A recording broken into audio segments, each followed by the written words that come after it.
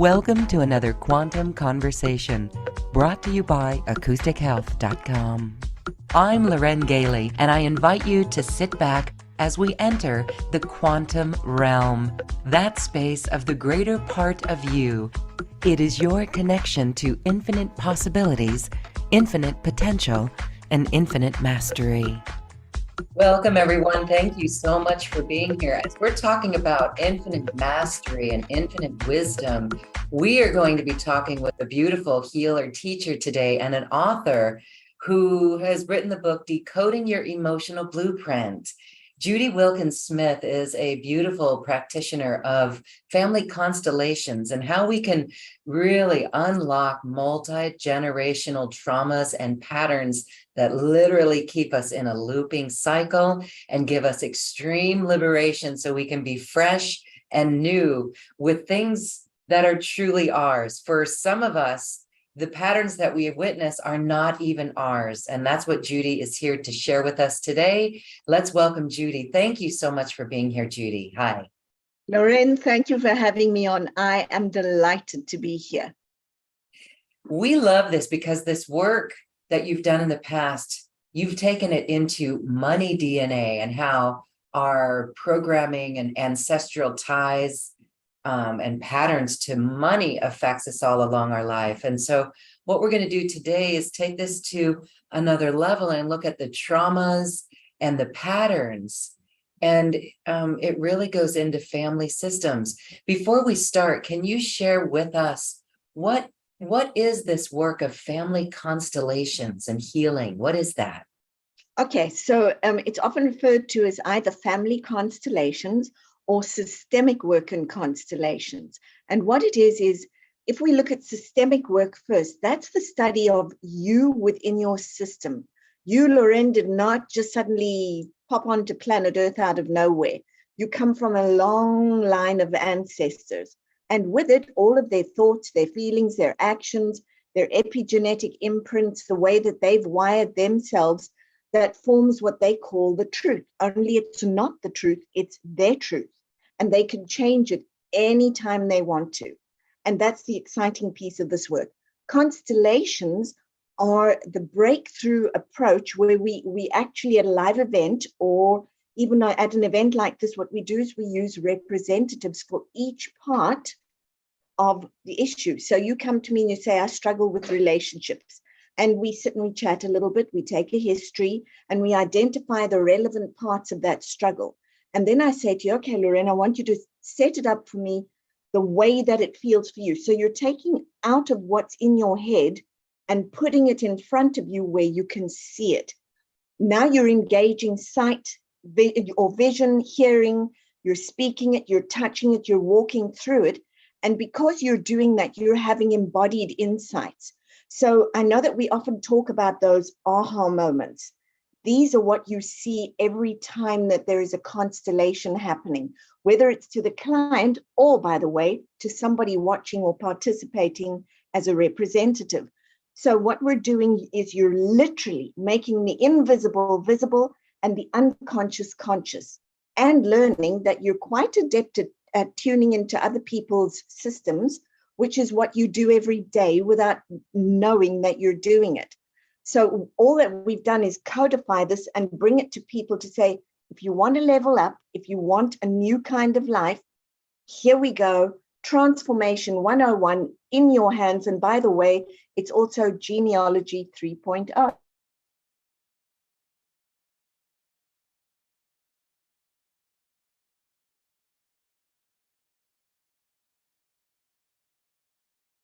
All right. Oh, okay. Judy has just popped off, so let's let her get back on. We were talking about how it's a Mercury retrograde, and so we'll just give her a moment. She should drop back on momentarily. Yes. Okay. Hi, Judy. There you are. We'll give you Zoom a moment to catch up with us. We love these aha moments. There you are. Hello. There we are. Please don't do that again, Zoom. Okay. Well, so we love how this presents us in with aha moments as we look in and we see our programming and we see ourselves. And so is it just this awareness that shifts everything?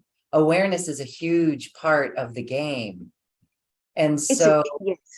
go ahead there. Yes. Yeah, I love that question that you asked. Is it our awareness? It's our awareness because for the first time, we're then no longer victim of. We're identifying the pattern. We're understanding how and why it's affected us. But there's another piece that comes with us that's the gold as well. Not only have we kind of been plagued by this pattern, it's banging us on the shoulder and saying to us, wake up, because I need to stop so that you can start a new pattern and write a new chapter. That is your purpose. So very often, purpose is sitting right next to what looks like a train smash. And it's ready to take you on a grand adventure if you're ready to look at it. So do you find resistance from people ready to look at those patterns? Because we would first think that, oh, I don't want to look at that. Do you find the resistance, or do you find that once people move through it, they feel deeper relief because it's kind of like getting to the pea in the mattress? It's like out of there and you can now rest peacefully. I would Right? say it's a combination. So yes, I do encounter resistance, which I love, because I know that what you are resisting, you are protecting. So we're protecting something in the system. When I can see what that is, the invitation is, instead of protecting, how about we move through that and into something that's going to grow both you and the system? So you're not going to lose, you're going to gain. And by the way, so is the system. The system is going to gain as a byproduct of you growing. So people will say, well, I don't want to do that because then I won't belong. Yes, you will. You're expanding the system so that everybody else can come along too. So every time you do that, know that it's never just for you. Beautiful. And so when we heal it in front of ourselves, we're healing it all along the line in that for the future generation as well. That's really powerful. So we would like our Zoom audience to raise your hand if you would like Judy to take a look at you and any of your patterns or traumas. Judy, tell us the best way for people to ask their question, or what's going to happen. Are you just going to peel back the layers one at a time, or what's the best way for us to help facilitate this? You know what? There is no best way. Simply ask your question. There are no stupid questions. There are only really good and profound questions. And then it's just looking together and listening to what the person's saying and offering a different idea. Because once we can look at it just a degree differently, we've now got a new thought, a new feeling. We can take a new action. So we've just observed a new pattern into reality, right? And that's the key to unlocking all of those. Wow, that sounds wonderful. So what we're going to do is it's audio only for the Zoom audience. Is that okay? Or do you want them to? I am great. That's fine with audio only. Let's have a look. Let's have a look. Ava, you are up. Hi there. You can unmute yourself. Hello, nice to meet you, Lauren. Nice to meet you too. Hello, how are you? Sorry, I just popped in, so I am very interested in this quantum work, and I just relocated here in France. I was in Africa, so I'm a bit disoriented right now. The only question is, what is your feeling about this, and how do we go forward when we feel a little bit lost in this world, in this time? Okay, so couple of things. First of all, I'm from South Africa, so welcome back from Africa. Thank you. Pleasure. And then second, when we feel lost in the world, especially the way it is at the moment, we're actually busy finding, as strange as that sounds. When you feel lost, it's because the box that you're in is now too small. It's telling you it's time for you to grow. And as you grow, so the world grows. So what you want to do is you really want to sit down and ask yourself, where am I stuck? What are my thoughts about that? What are my feelings? And what actions keep me stuck? And when did that start for me? What was happening in my life at the time? And has this ever happened to someone else in my family? Also, because you referred to being stuck in the world, what pattern in the world is trying to shift? And how can I be a part of that good shift? Mm-hmm. Yes, indeed, because there is a major shift. Of course, we have been through a time with COVID that has transformed, everything. All the dimension now is different. I know that I feel I am part of this progression, this ascension, but of course we have resistance, and also a lot of things I have to forget or give up and renew all my sense of values, and also my skills that I have to change. It's a bit confusing at this time. So you don't want to forget your values, but you do want to grow them up. They always have a place, but often what got you here won't get you there. With the pandemic, it changed things for many of us. I learned more about technology than I ever thought I would need to, but it was a skill I could add. So I think when we look at the pandemic, one of the biggest questions to ask ourselves is, what did I gain? Because we did gain, and we gained a lot. But ask yourself, what did I gain? And that's a question, if you want to move past being stuck, is always to ask yourself two things. In this moment, what more is possible? And what am I gaining? What have I gained from this? Even from a problem, we may have a parent we've struggled with. What did I gain from that? Did I learn to be observant? Did I learn to be mindful? Was I kind? What have I gained? And I think we're so good at putting ourselves down. What I would invite, especially at this time in this world, is start championing yourself. Start recognizing what you do well and build on that. You're going to be surprised at how capable you are. Oh, wonderful. Yes, I could say in a few words now that what I gained is to adapt, is to know that everything could be possible, that we can start from scratch and do new things and create new things, I guess. And also the connection with other people in other places in the world, and the common opinions about what's happening, the faith in a different world in the future. I guess that's what I could say. Those are some amazing, amazing gains that you've made. So be aware of that. I would also say that when you're looking at the opinions in the world, I would love to see us all start focusing on what is the potential in the world, not what's wrong. What is the potential in the world? Absolutely, yes. Thank you. Thank you so much. Thank you very much for this wonderful share, Judy. Of course. Thank you. Very cool, Eva, and congratulations on your move. You are a global globetrotter. You are a Thank you, globetrotter. Lauren. Yes. Awesome. Thanks so much Thank for you. this encouragement. Thank you so much. All right. Well, I love that, Judy. Thank you so much. Those are really important questions in our life, in every situation, to ask, because it really moves us into a contemplative space where we have the answer. The answer comes. We could say it's from our higher self, or our guides, or just our heart.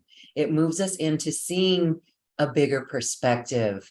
And I absolutely love, I'm going to start crying here because it just rings true for me. This perspective of what is the potential of the world. If we all said that every day, For those who still watch the news or peek at the news, if we take that perspective when we do so or looking out at the world, wow, we can see our duties, can we not? We can see where we can step in and step up and be of service in whole new ways. So that's a really powerful one. And you know, it helps us overcome this gap of polarity. There is a lot of polarity, but yet I will be eternally optimistic that the world and everyone in it all wants the same thing. We absolutely want peace, happiness, joy, love, abundance, all of this. And so if we can always take that perspective, I think the world will be a better place faster and more people will get it.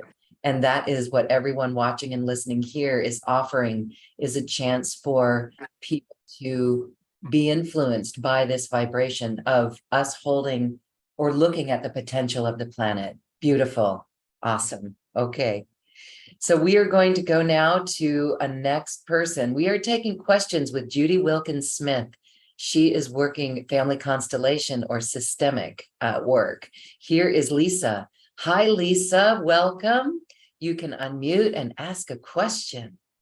Thank you. So thank you so much. I love hearing what you have to say, and I love this interview. So I discovered my ancestors are from the Ukraine and and Russia, and when the war broke out last year, I think it was February, I became so overwhelmed and angry and afraid and filled with grief. My most recent ancestor came over 100 years ago, my father's mother. And I was filled with so much rage and fear that my life was just, it was, you know, still we were knee deep in COVID. And I just watched myself having this reactivity. And then there were the Uvalde murder shootings of school children in Texas, and a number of months later. And I was just reeling so much. And I know that coming from a Jewish background, that I know about persecution, I know about the internalization of patterns and things like that. And my ancestors have been visiting me for the past 3 years, one by one, and wanting to be witnessed and healed. And it's been quite a overwhelming process, actually. And then it got even more intense at the beginning of this year and last year. But my question is, Judy, once you realized one of your main kind of patterns, which is my reactivity to injustice, what I have, I mean, I'm doing my own personal work and I'm part of groups and different things, but I wondered from your point of view, once you realize a key trauma aspect that obviously for me is intergenerational, what would you suggest? Okay, so I love this because you've got all of the victims, so to speak, all smushed together. I mean, they're all over the place. And I think one of the first things to do is acknowledge this is coming to me because I'm the one who can become a change agent. If I listen to your whole lineage, there is a story or a theme of persecution, war, rage, unkindness. And of course, as I said earlier on, it sits right next to your purpose. Your purpose, Lisa, is joy, freedom, happiness, really representing all without judging any. Because there has been so much judgment, you're the one who gets to hold the space exactly for what's possible. What is the potential here? If I, Lisa, in fact, I'm going to, if you don't mind, because you come from Jewish lineage, I actually had somebody who is Jewish who said to me, you don't understand. We suffer a lot and we were born to suffer. And my comment to the person was, and for as long as that is the truth for you, the next generation and the next generation and the next generation will have the same. When are you going to turn this around for the next generation? Because if joy comes through you, if holding the space comes,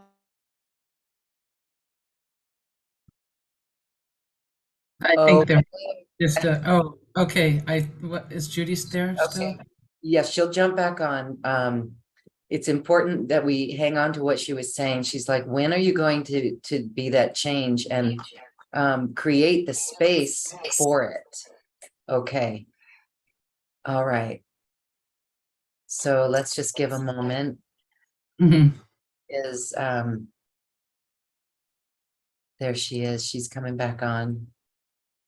So we lost you at can you hold a space? yes, I am so sorry. I don't know what is going on with this internet, but here we go. So can you hold the space? Can you be the joy? Can you be the new potential? Because what you're holding, remember how I asked, are we aware that we can sense into our systems? You are having an intense version of sensing into your system. And because you're able to do that, you're also able to sense ahead of your system. So you're the one who creates that new potential, moves beyond all of the anger, the rage, the being put upon. You're the great hope. It's exactly why that pattern has come to you. It's asking you to please change it, elevate it, and turn things around so that people look at you and they say, oh my goodness, you have Ukraine in your lineage, you have Russia in your lineage, you came from a lineage of Holocaust survivors or victims, and look at you. And you get to say, I am the joy that they never got to be. That's me. I am the joy that represents Ukraine, Russia, the Holocaust. I am the product of that. They all did their piece and they all gave up things and created patterns. I get to be the reason that matters. That's beautiful. I really appreciate what you're saying. I actually have been a songwriter for 50 years, and one of the ways in which I express all of this is through music. And actually, one of the joys and the gifts that came to me during COVID in this isolation is that autobiographical songs came through in the form of musical theater style of music that expresses a certain amount of this, not like completely directly, but indirectly. So that's been really wonderful to have that gift arrive at my doorstep. And then also I realized that, Judy, that this was my responsibility to change the pattern within myself. I love that. I love that you said that there are two important things. Number one, responsibility doesn't mean it has to be heavy. It's got to have wings, and you can do that. But number two, do you realize that by those autobiographical pieces coming through, you are literally the voice of your ancestors? I feel that. I feel that. I feel, yeah, I mean, I just wrote a song about shadows the other day, and it was coming through so strongly. Shadows, tell me what I think and feel, shadows, da da da da da. And so it was really channeling, I channel through my songs. And so I'm receiving the healing messages and the important ways of communicating how to express and transmute through this material. And I have a challenge for you. yes. When you write, I want to hear the song about the light. Oh, you know what? I have written songs about the light, and actually I wrote a song at the November, thank you for saying that, November 2022. It was Lisa, There's a Light. I would say that, Lisa, you were being told something profound.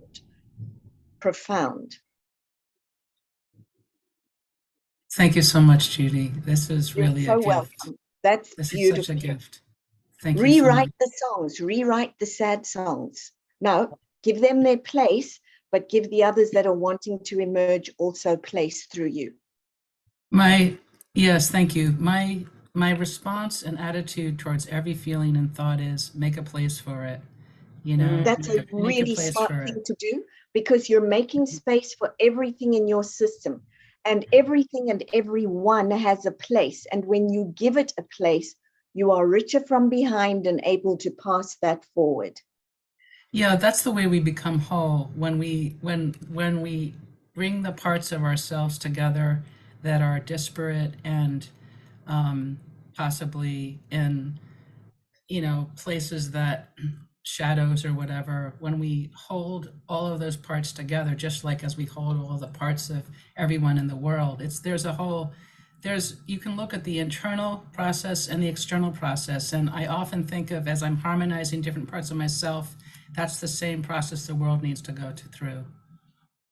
It really does. If we would give each other all our own space, and then again look at what's incredible here, what's possible here, what do we want to do? If we all start to turn to what we want to do and what's possible in really elevated ways, everybody gets to be happy. Everybody, there is no limitation. I totally agree. And there's such a strong life force that exists within us. If COVID taught us anything, it's that the life force within us wants to break through the darkness, wants to break through the despair and the hopelessness and the fear into the light, so that we can actualize and transform and transmute and create anew. That's really it. Absolutely. Thank you so much. Thank you. I love it, Lisa. Thank you so much. You are singing it free, sister. You are singing it whole. You are singing it into love. Beautiful. Thank you, Lorraine. Thank you both.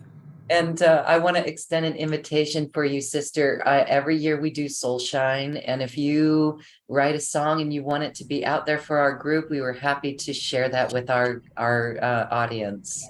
I would love that. Thank you so much. I'd love to be in touch with you about something like that. Okay, sing it. So beautiful that you've got this. I mean, you actually, isn't that a remarkable Judy? She actually figured it out herself through the Figured singing. it out, and she figured it out, and now she knows what Lisa, I think, has gotten is she doesn't get to stew. She gets to brew. She's got to do something with that, and it's got to shine. Wow. Shine on. We can feel the power in that. And this is helping all of us because, in a general perspective, it's great to have a facilitator like you to help pinpoint areas. But in a general perspective, whatever is nagging us, we got to go into and follow it and stop it once and for all. And that's where, when we were working with the emotional DNA around money, this was really huge. And that was, I think all of us, for the majority of us, not all of us, we can see people who are really good at money or good with money, but the majority of us, whether we have a lot or a little, are programmed in these ways. We'll talk about ways that people can participate in larger courses with you. I'm going to go to the next person. This is Colleen. Colleen, hello. You can unmute yourself and ask a question. How you doing? Hi, Lauren. Hi, Judy. Hi. Hi. I'm doing well, thank you. It's so funny that you just brought up money, because that is kind of the question I was going to ask was, why do I have such difficulty keeping money? Okay. I seem to be able to have it, but then as soon as I have it, I want to buy everybody something or spend it. So next thing you know, I don't have any more. I'm back to square one again. Okay, so into the money DNA a little bit. Your money DNA is a result of all of these beautiful patterns from your ancestors, or something that is a precipitating event for you. So when you want to spend it or you want to give it out, what are the thoughts that you have around that? You've got the money. Now what's the thought? I think I want to do good with it. Okay. I'm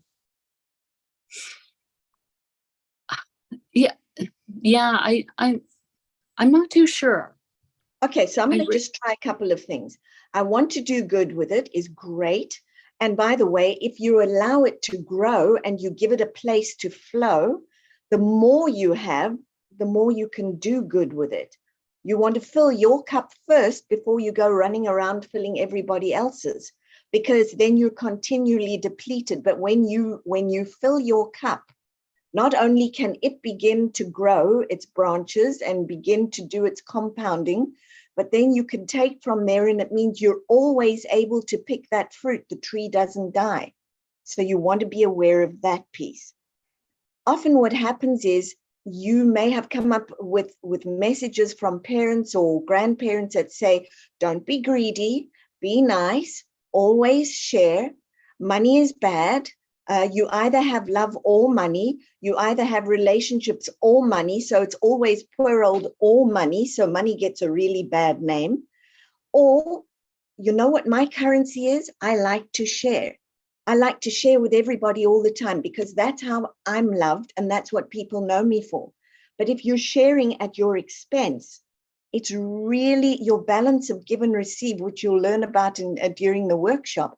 But your balance of give and receive is off.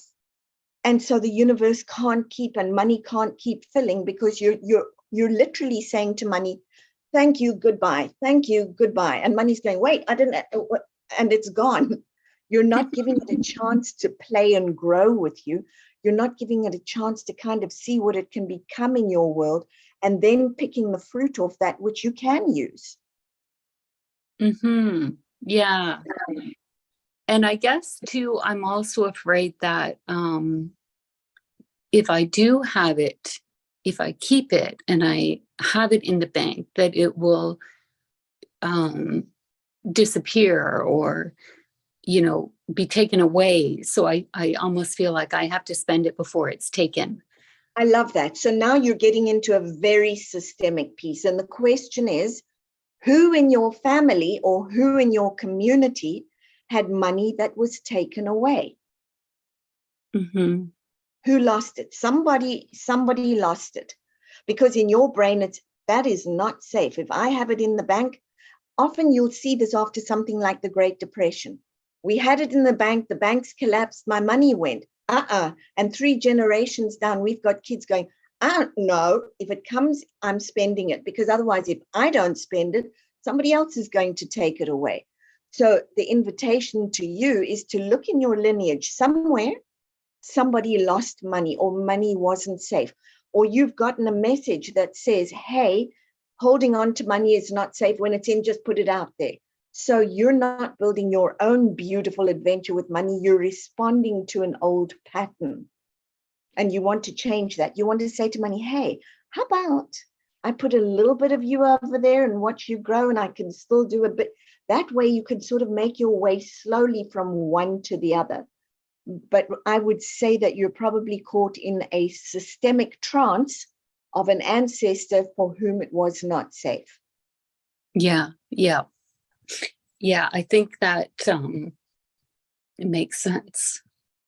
And then for you, the new sentence is, hey, money, you belong with me. We can be friends. Come sit with me for a while. Let's figure out where we want you to go.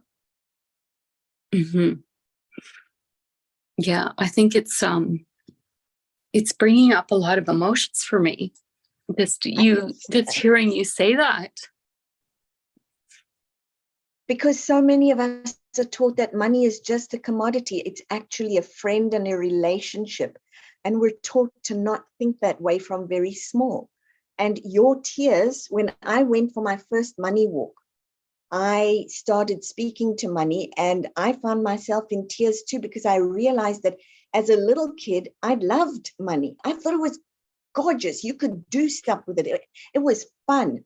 And then I bumped into real life, and suddenly I wasn't friends with it anymore.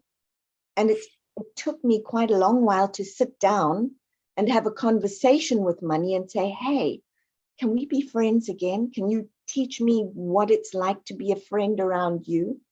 Can we be together? It took a long time, but it was super worth it. Thank you. Thank you. That's a beautiful message. Thank you. You are so welcome. Thank you, Colleen. Awesome.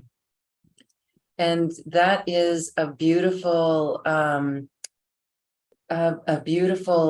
example of the ways that we carry the emotions of money in our DNA and how it affects us all along the way.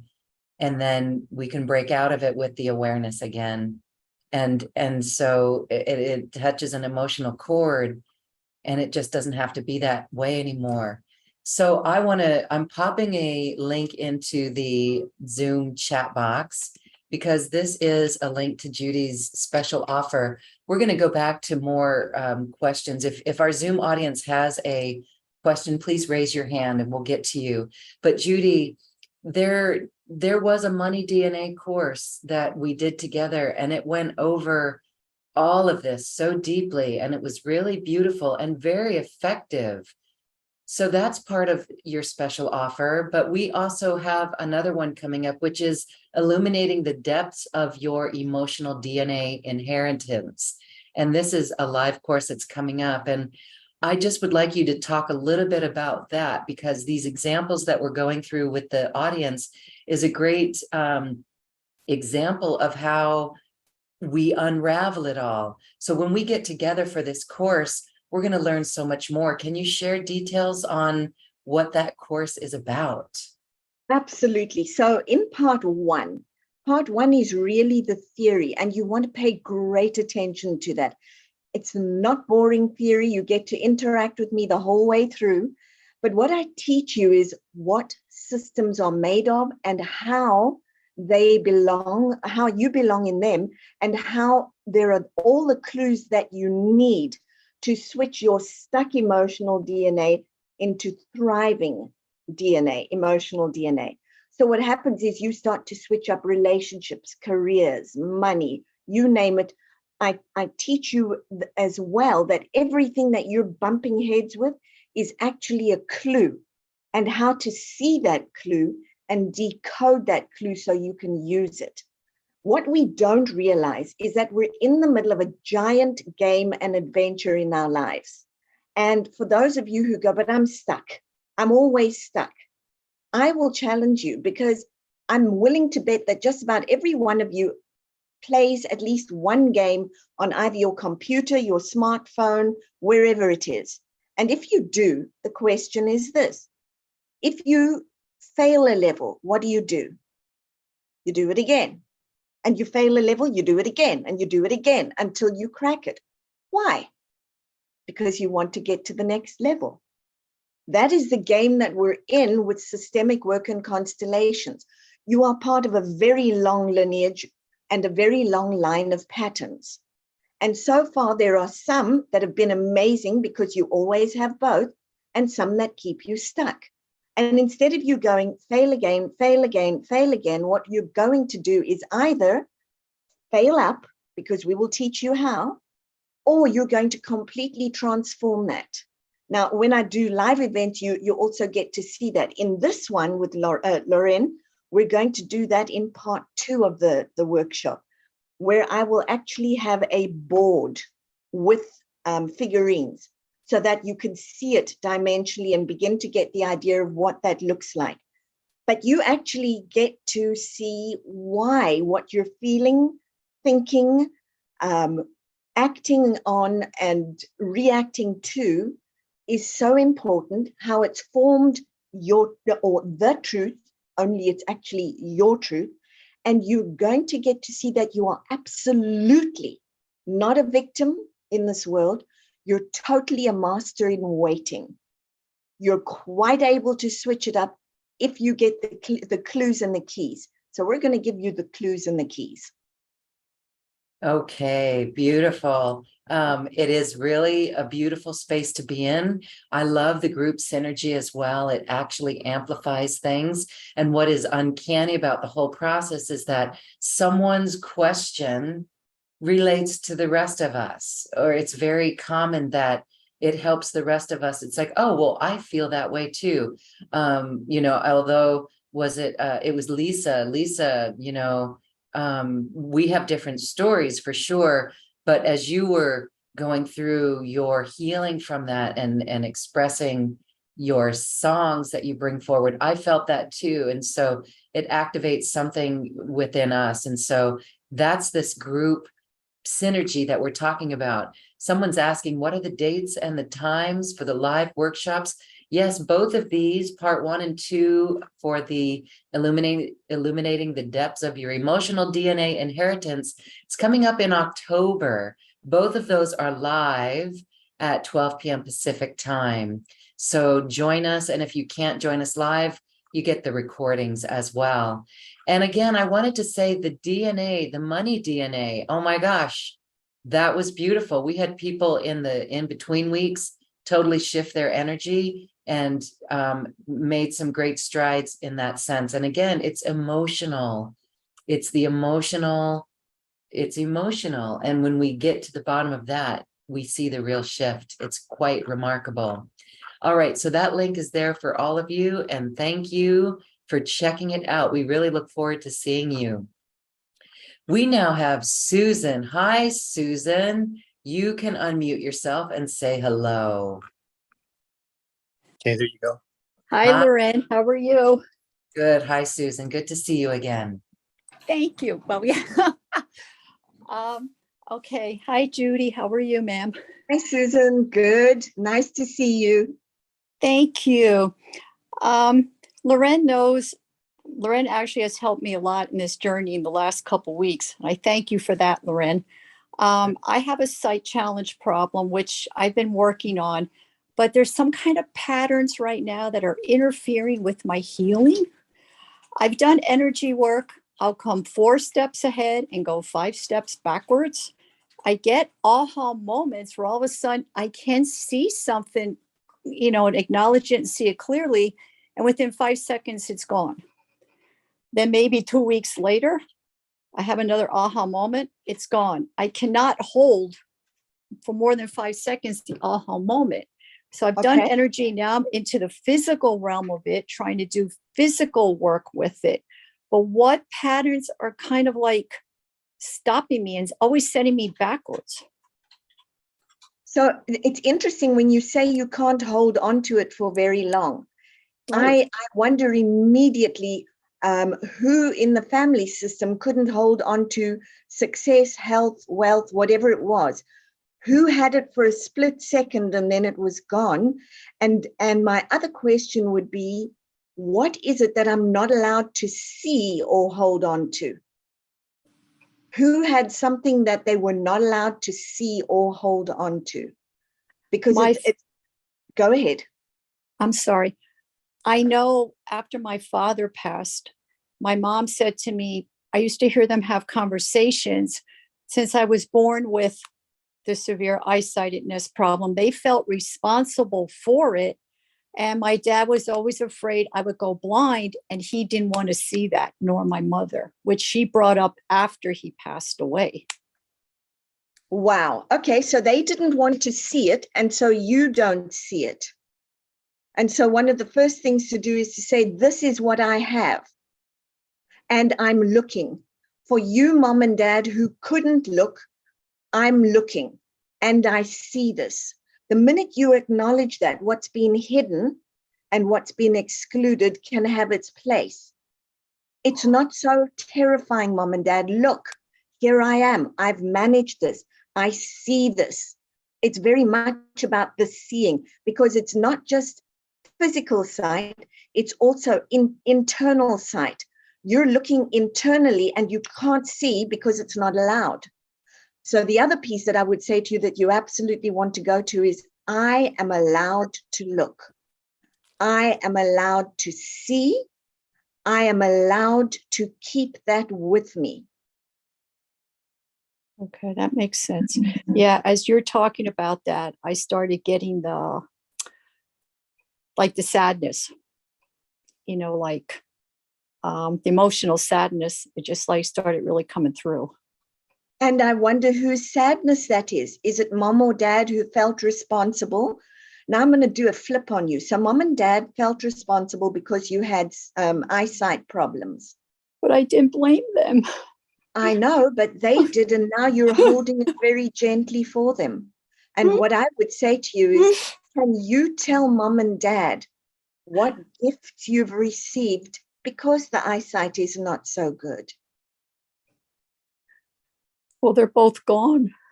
Doesn't matter. You think they can't hear you? Think again. They're right there. If you were to say out loud to the group here, here are the pieces that I've gained because of the sight, what would those be? Wait, I'm sorry, I didn't understand the question. Can you please? So I happen to be short-sighted. What have I gained from that? I have very good hearing. I'm also very attuned because I've learned to tune into other aspects, because without my glasses, life is not going to be pretty. So what I've gained is the ability to sense, to hear really well, and to be able to see things very quickly, just very quickly. What have you gained? My hearing over the years, yes, it's more enhanced. I'm more intuitive. There you go. I can pick up on people's feelings and stuff like that. I'm more kind of like sensitive towards them or whatever, more compassion, more empathetic, I guess.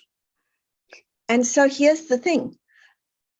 When we realize that we are born and created exactly the way that we need to be for us to make a difference in the world and to have an adventure, then what was sad for your parents, you look at and go, this was a gift, guys. Look at everything else that I've got. Mm-hmm. And so that sadness that they held, you can really say to them, I know you guys were sad and you didn't want to look. It's okay to look, and look at what I've got. Look at what I've got. For you, looking and seeing is very, very important, both internally and externally. Yes. And this is my struggle right now, because my husband right now is, with me being so sight challenged, he has to help me with everything, I mean, with the computer and stuff, which Loren knows down the road. And I want to get back to my independence. I one time I could see, then all of a sudden this just started going downhill. And it's like, why can't I get back to that point where I was at? I mean, it sounds weird, but no, it doesn't sound weird. I would be asking first a couple of things. Medically, is there a reason? That would be the first. If there is not, there is. Yes, okay, there so is. Talk to me about that. Okay, I have what they call retinal degeneration. It's not macular. The retina is, I was born already with severe nearsightedness. So I've had this all my life, but yet I could see at least, Sure. And then I had a massive car accident with severe brain injury. Well, then the eyes started going downhill after that. So I did energetic work. I did physical work, to try to heal it. But there was always like something in the way, like almost like a brick wall. And it was like, that. What am I doing wrong? I think that's what I was asking myself. And but yet I'd have those aha moments, like I said. So I thought, okay, the other side is telling me if you keep working hard and believe, you're going to have success and you will see again. And I kept believing in this, and yet I'm still going backwards. It's like, okay, what's next? That's a good question, by the way, because I wonder what's next. Something is absolutely trying to emerge. So there are two things. Number one, you may not be seeing with these, but you may be seeing more internally. I'm going to go back to sight and seeing is very important. Number 2, the first sentence I want you to put down is, what did I do wrong? You didn't do anything wrong. The question you want to ask yourself is, what do I need to do that's right? And one of those is going to be, put down the sadness, acknowledge it, give it its place. But then, and the body is so good at this, once we can start to relax, which sounds very easy to do until somebody tells you to do it. Ask me, been there, and I wanted to whack them. But if you could start to relax the body and you allow it to do its own natural peace, excuse me, it is able to look at beginning to heal itself. Okay. Now, I don't know what that looks like. It could be medical. It could be the internal piece. I would suggest as well. Lorraine, are you okay if I suggest a book? There is a book by Joe Dispenza called You Are the Placebo, and I believe it is also in audio. Okay. So that's a very good one. And the other thing that may help you is if you were to go to my website, which Lorraine has, there is, I don't know which of your parents you need to work with, but there are meditations that will take you through a constellation and back. And there may be a pattern there that you actually want to change up. It was both of them. I know they were so protective of me because they felt responsible. So maybe in my DNA, they kind of passed this on, the responsibility, and I don't know. 2 things. They felt responsible, so you felt broken. The fact of the matter is, they were responsible for bringing a child into the world. Beautiful. We never know what we're going to get, but we do know that there is a purpose. We do know that. So that's the one. What is yours? And as for your being responsible or them being responsible and something broken in you, you're not broken. You were never broken. You came in and you're adding layers. They may not look like everybody else's, but then most people's don't look like anybody else's.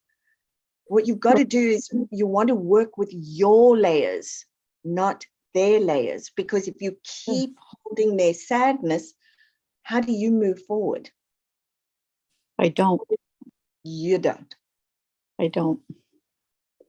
So I think you brought up a very deep-seated thing that probably I just buried so deep, I didn't want to deal with it.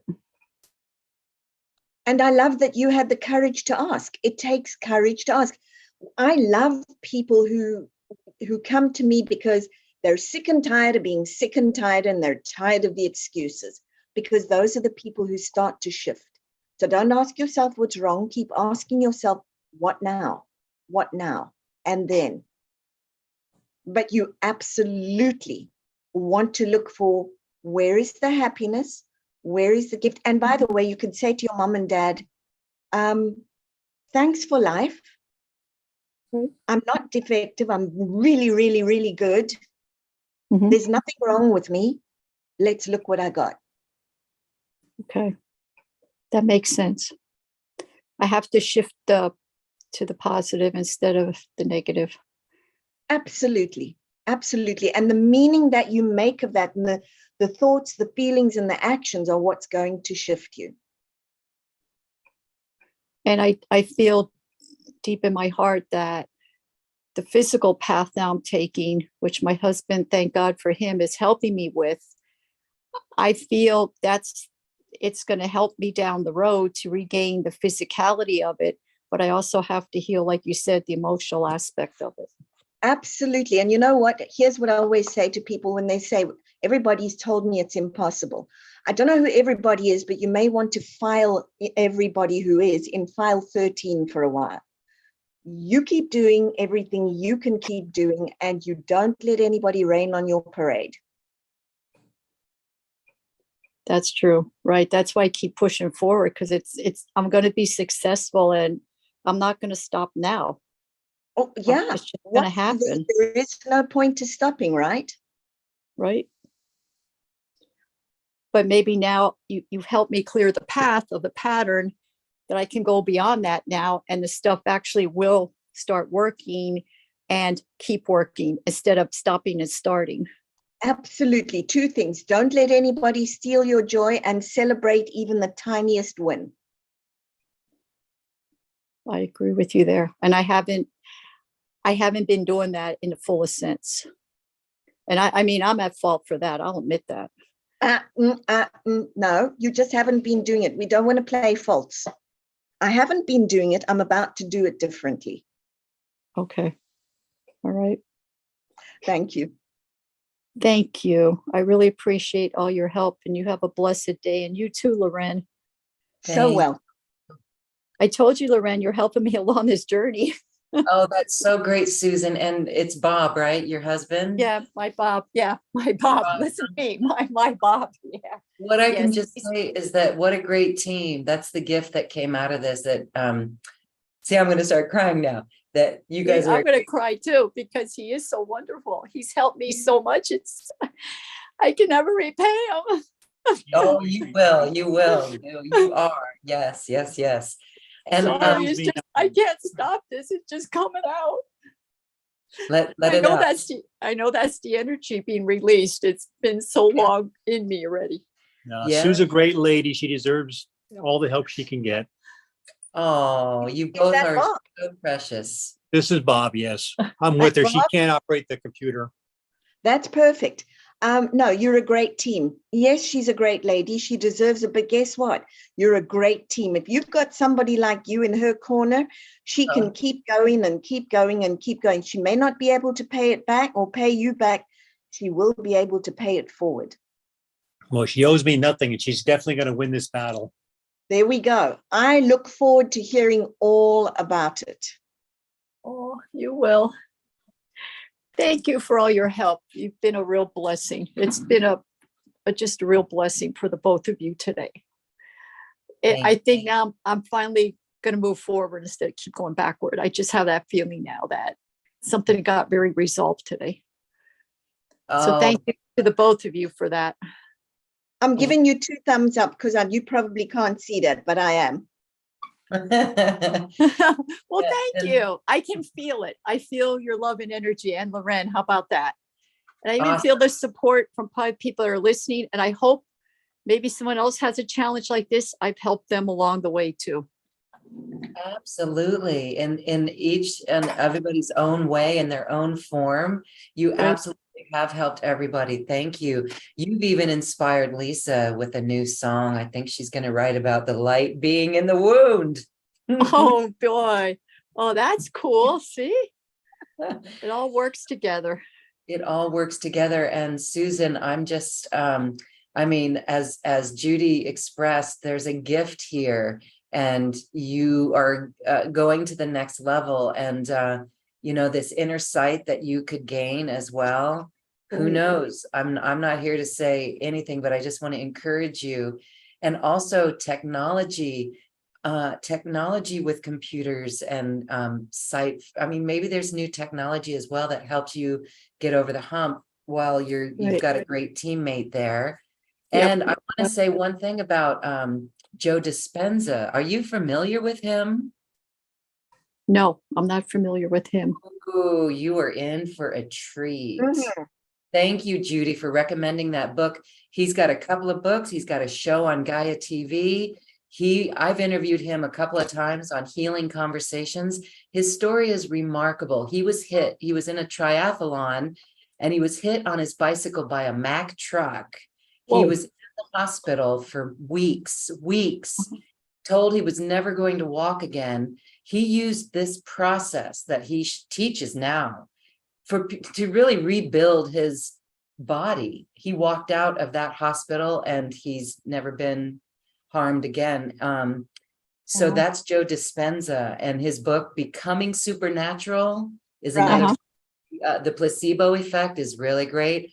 That he's a rabbit hole that wow, that might be it. That's a gift as well. And doing this work that you did today is absolutely a good lead on all of it. We could feel that emotional release from you. Good luck. And Susan. Loren, before you go ahead, just one other thing, Susan, I hadn't even Yes. thought about it actually. I always smile when we talk about Joe Dispenza. I'm actually what they call an intact quadriplegic. I had a car accident, and when they went to do the surgery, they told the family, look, the damage is too severe. She will be paralyzed from the neck down. But nobody told me. Good. And so when I woke up, they were one of my colleagues, because I worked in a hospital, and he was sitting there. He was a neurosurgeon, and he was crying. And I said to him, what's the problem? And he said to me, I just wish you would walk. So I did. And then everybody started screaming. And I went, what? And Wow. That's and cool. then they told me, I think about just after that, I would never be able to pick up more than an iPhone, and I would never be able to turn my head more than that. Okay. Well, when I stopped letting everybody else dictate my limits, things kind of changed. Wow. Okay. I see what you're saying. Yes. But I don't often share it. I hadn't even thought of that until Lorraine brought it up. That is such an incredible story, and that we That should is. that. Oh my gosh. Mhm. That's powerful. So basically, the reason probably why you're telling me a story is down the road, I'm going to get back my eyesight and I'm going to see again. Well, they all told me I wasn't going to walk again. And my daughter will tell you, they all go, well, you just slow down, Mom. Oh, well, that's great. Oh, Susan, there's someone else this is for anybody who has it. Mayor Schneider. He works with sight. He works with sight. His daughter was born with maybe it was macular degeneration. He helped her. He helped his children avoid surgeries, and they see. So Mayor Meir Schneider, I share that with you because I think that he may have something for you. Mayor Schneider. Wow. How to say spell Snyder? No way. Can you spell? Here's Bob. Can you Let's just Snyder. Do you know how you spell the last name? how do you spell the last? Schneidder, Schneider. Mayor Schneider, Meir, Mayor Schneider. He himself has recovered from eye issues, and this is his big deal, and he has workshops and all. So, Oh my goodness. yeah, keep the faith and continue networking and believe. I think that's really important. Judy, I want to go back to what you said there, because with Joe Dispenza and another guy who was dead for 20 minutes, and he was a shaman, and when he came back into his body, he told the people in the medical room, do not tell me your diagnosis. I'm going to walk. He walked out the next morning. And that's key. No one told you. And this is what we're going to go over in the workshop, is that our brain waves create these patterns. And what you did, you kept that thought form out. I mean, your soul came in and did a soul healing in a way. Beautiful. Yeah, it did. You're right. It did. It healed up a lot. I think that the piece to know, and we will go over that in the workshop, is when the brain tells the body a story that the body can believe, that becomes the truth. Yes. So your brain and your head, heart, and gut have got to be aligned. And when that alignment takes place, you know what you know, and what needs to happen happens. Okay. Makes sense. Thank you, both of you. I really appreciate all your help. Big hug to you and Bob. Thank you. Thank you, and blessings to both of you. And it's been a really great day today. I mean, I'm on the road now, really, to recovery for the first time in a long time. Perfect. Beautiful. Thank you. In the chat box, maybe Bob could help you with that. Marina, thank you, Marina. Mayor Schneider's School for Self-Healing. Awesome. And Lisa, hi, you want to share another comment? Hi.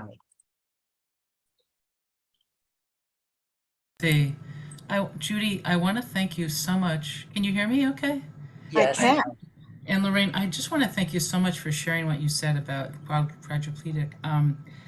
I've been struggling with something for a long time. I had a medical operation routine when I was 4.5, console operation, and the ether.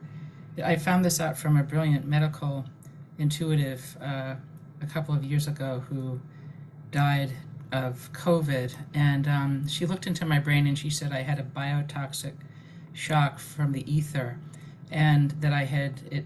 And I said, well, how did this affect me? And she said, well, you went into a deep depression and you dissociated, and this was at 4.5 years old, and you had serious learning challenges. And I said, yes, that's exactly what happened. And she said, and I had spent years trying to figure out what had happened. And I said, well, how much did this affect my life? She said, by 70%. No one knew that this happened. I knew that something had happened, and I was in quite a difficult state from 4.5 to 7.5. And years later, now I'm semi-retired and I'm mostly writing songs, and I live in a community that I do advocacy work for and stuff. But so no one ever told me that I couldn't recover from this. And I am determined to recover from what happened long ago and how it seriously has affected me in my life. I essentially was in kind of an autistic state for like 3 years, and Right. I have struggled with dissociation. So I am determined to heal from this. And I'm so blessed to hear you talk about these stories of recovery. And it just gives me so much faith, because I know I'm on the path, and I'm not going to give up. I So love thank what you said about the dissociation, because it allows us sometimes to still be around. It's almost like we protect by dissociating. One of the first things that I teach people who learn to facilitate this work, or learn to do it, is in my classroom or at my events, you don't get to run off with your soul. You've got to stay in your body. It's trying to help you. So there's a lot that we do to keep that grounded. And I have a lot of people who will come in and say, I leave my body very quickly. We teach them how to stay in the body, but we also teach them to go back, because if you go back to your 4.5-year-old self, if we were to put a representative up for you and then one for your 4.5-year-old self, it's really about looking at it and going, I got you. Look what we've become. Look who we've become. It's time for us to come together, and it's okay. I will hold you when it gets scary out there, but I've grown pretty amazingly. It's okay for you to breathe and be happy. And it's okay for you to come back to me. Yeah. And really pull that 4-year-old back to you. It's a very brave and courageous little 4-year-old that had to go on a bit of a journey because the brain went on hold. But what you can also tell that 4.5-year-old is, guess what? There is a thing called neuroplasticity, and you and I can fix that little piece that went missing. We can do this. Yeah, I love what you're saying. I remember reading the book, The Brain That heals itself. Yes. Norman Deutsch, yes. Yes, I remember reading that quite a few years ago and thinking, wow, I can do this. And I remember around the age of 7, like a witness spirits part of myself stepped in and said, I know this is really hard, but I'm with you and we can do this together. So it's like there's been a part of me that's been accompanying me, sort of like me accompanying like a special needs part of me. It's almost like your observer self. Yes. Yes. And it's a very powerful thing. You want to talk to that observer self and say to it, I need you to help me to remember that I'm courageous, that I can integrate, yes, and that I can think new thoughts, feel new feelings, and take new actions, which allow me all to come back together here. I can do this is amazing. Now I want you to say, I am doing this, which is your next step. I am doing this. Yeah, that's great. That's a nice additional, that's a helpful additional piece to what I'm already doing with myself. And yeah, thank you so much. It's whenever we have significant wounds to deal with ourselves, I think the most important thing is to bring tremendous compassion to ourselves first, because we're a human being having a challenging experience. And then, as you said, all the gifts that come from the wound, like for me, it was compassion, sensitivity, very similar to Susan. And I could even hear it in Colleen, like a sensitivity that arose in her. And that's, we do, it's in this human journey, we do receive these amazing gifts as a result of our wounds, which sometimes are hard to find and sometimes are pretty clear. So yeah, no, absolutely. And what I would say is we talk a lot about, and I think this is what we've grown up with, is these are the wounds, right? I look at them just a little differently. It's a little bit like having this whole junk pile, and it just comes at you, and there's this junk pile. But if we're willing to sit down and sift through it, we begin to see a little bit like when you find gold. Oh, it's not just sand, and it's not just stuck, and it's not just ugly. Wait, here's a ruby, here's a sapphire, there's a diamond. Okay, so you're literally given like this great big boom of sand and told, okay, you want to play a game and have an adventure? Here it is, sift through it, see what you find. And that's what we often call our wounds, but they're actually our, come on, come and look places. It's the gold within, the gold It's within. totally the gold within. Oh, thank you for spending this extra time with me, both of you. Thank you so much. Of course. Thank you so much, Lisa. Really appreciate you sharing as well. It's helpful for everyone. All right, we have time for one more. Okay, and let's go to Denise. Hi, Denise. Can you hear me okay? Yes, hello. I think so. As a 360 of today, it's more, what you're saying is so much more than practical spirituality. You know, when you said bringing it back into the body, I have a Russian Jewish background also, and I had traumatic ski injuries that I'm still working with, and all that kind of stuff. And I think something so important was we get afraid. You know, we think we're going to be stuck in. Also, I had a mother who committed suicide before I was in the, so I didn't know what I didn't know anything, why or whatever. So you get afraid, oh my God, maybe I'll do that, you know, which of course we won't. But to know that it's for a reason, that we're to move it forward, and we're to do what others couldn't. And when things happen to us, we're not stuck in them or anything. It happens so that we can, practical spirituality, do something with it and know that we can, and do it for everyone. You know, what you're saying is so, you're like Dr. Joyce Brothers. Okay. Of spirituality, of you know, metaphysical and quantum everything, and it's all one thing. It's all our life now. It shouldn't be something outside of us, and we really have there's a reason why it all happens, and we can do something about it if we understand that, just what you were saying today, that we can pay it forward, bring it forward for our ancestors and for everyone else, not get afraid we're going to get stuck in it or be like them, or, you know, oh my God, right? Well, we are my God. Absolutely. Well, yes, it's waiting for you to be the magician who brings it forward. The one piece that I would say as well is watch your words. You'll have heard this from so many people, watch your words, but we really don't fully understand what we do with our words. When you use words, you're casting spells on yourself or on others. And that sounds like her? No.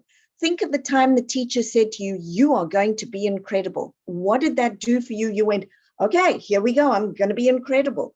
Or the teacher who said, you're so stupid, you should be quiet. And you never opened your mouth again. She cast it, you bought it, and that was that. The invitation here is, if you're going to cast a spell, let's cast some good ones. Because if you're going to cast good ones, you're going to have an incredible life. the likes of which you did not imagine. That I will promise you. If you start to tune into who you are and what you're capable of, watch out. Well, that's inspiring and exciting because it reminds us of the truth that we have the power. We are the power. Absolutely. Absolutely. Any other thoughts or anything that comes up after what we've just discussed? No, it's really that you are the it. You're the one who can and will move things forward. I love when somebody tells me you can't do that. I say, okay, so how can we? I don't get stuck in that. No, but you really can't do that. Okay, I heard you, so how can we? And I get very clear that if there's something that I want, I'm going to do it and it's going to happen. And you can give me all the don'ts you want to, those I'm not buying. So how could we use those words if we don't know in our conscious mind exactly what we want? Oh, you want to start knowing what you want. That is really, really important. Doesn't matter if it's a piece of chocolate cake. It doesn't matter if it's a candy around the corner. Start knowing what you want.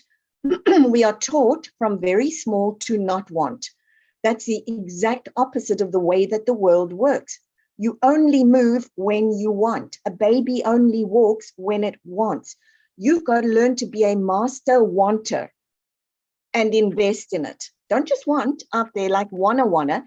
If you want it, invest in it, go with it, commit to it, you'll get it.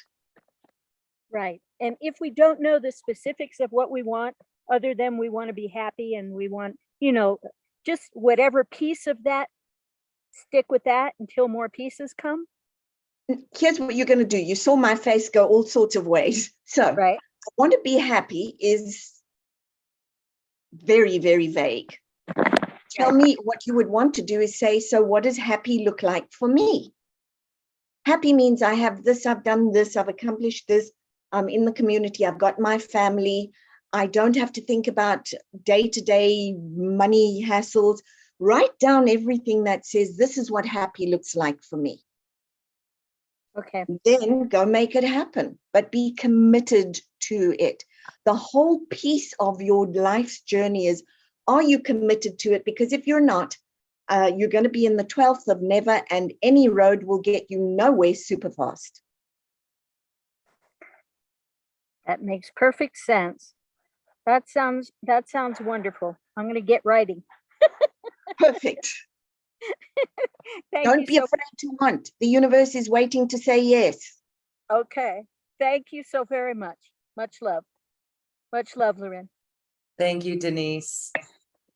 The universe is working in your favor. Always. Okay. Yes, that's a song, and I got the power. Just like to sing because the songs support us as well. And Lisa's busy going to be writing new songs, and we should all be writing songs. We should be writing the song of our life. And we can do it just by knowing what we want in our life. Thank you for this very inspiring Quantum Conversations, Judy. We love the work that you do, the clarity that you bring. It has absolutely helped all of us today see things from a inspirational perspective, a hopeful, faithful perspective in the face of everything. We've got this. So as we say goodbye, share your final comments with us, please. Yes, you've got this. And yes, you are a remarkable life. You've got to be willing to see it. And yes, honestly, if you want and if you commit, it's going to drag you past all of those excuses you have for just sitting and doing nothing. So want big. Want big, dream big. And this is why we always say, hold your vision of new earth. As we hold that vision of new earth, we know the steps to take. We know the songs to sing. We know the vibration to hold. We know what to do in every moment because we are connected so deeply. So I thank you, Judy, for being here. Again, we invite everyone to check out your special offer. The Money DNA course is there. It's an immediate download. that's a treat because that was a good one. It goes really in depth with money, something that is so programmed for all of us that you'll find tremendous relief from that. There's a link to purchase both of them if you want both.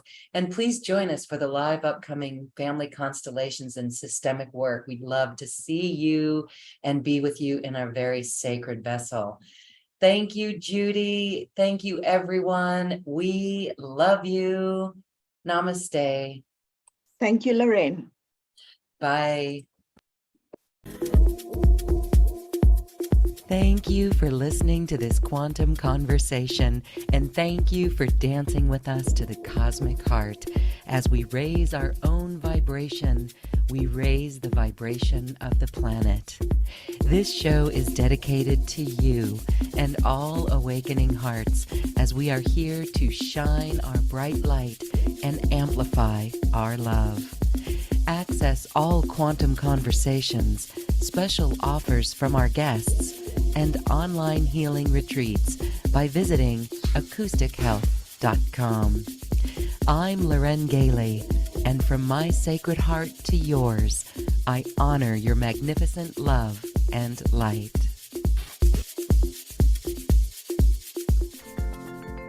We leave you now with music from the universe. Music literally created by the universe, as musical notes were assigned to mathematical equations. The result is this beautiful music, available at acoustichealth.com. Namaste.